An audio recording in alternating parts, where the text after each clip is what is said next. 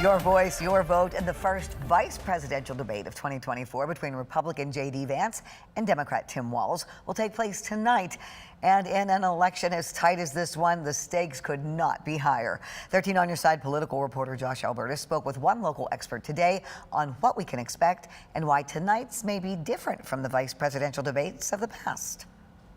These are important moments and anything can happen. A face-off to the finish with just over 1 month to go until Election Day in a race that has remained incredibly tight. Tonight, vice presidential candidates J.D. Vance and Tim Walz are set to square off in New York for their first head-to-head debate. Well, we're never going to say that debates don't matter anymore because the first debate this year caused the Democrats to replace their presidential candidate at a very late hour. Typically, one could expect a vice presidential debate to be similar to Vance and Walz's message on the campaign trail here in Michigan, highlighting issues but also serving to prop up their presidential candidate or take down the other. This guy has spent his entire life focused on himself, obsessed with the past, and the thing that is unforgivable, rooting against America and America's people. We got to get out of this mindset, the Kamala Harris mindset that we can rely on other countries to make the things that we need. Most people don't vote on who they want to be vice president. So most of the gain comes in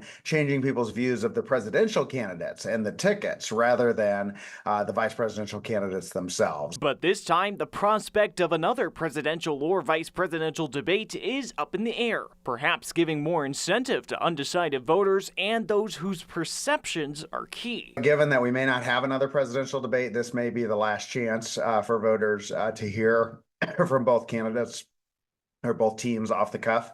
It's also the case that voters don't know a lot about these vice presidential candidates, and so this also might be a reason for people to tune in. But the tactics, this expert said, could likely remain the same. I think you're going to see J.D. Vance try to change people's opinion of Kamala Harris, and Tim Walz might actually be more focused on that as well, because it's Harris impressions that have more of a chance to move because people just know a whole lot more about Donald Trump and have pretty firm impressions that are unlikely to change. But with as close of an election as it's proving to be here in Michigan and in multiple battleground states, the impressions of tonight could make all the difference. It's just such a close election that even convincing a very small number of people has the potential to impact the outcome.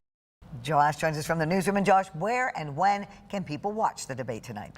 Well, Julia, that debate is set to begin at 9 o'clock tonight. It will be on CBS, but we will also be airing it here on ABC as well. And we just want to mention, following tonight as well, Vance is also set to travel once again to West Michigan tomorrow as the race enters its last leg. He will be speaking at Berlin Raceway in Marne at 5:30. Thank you, Josh.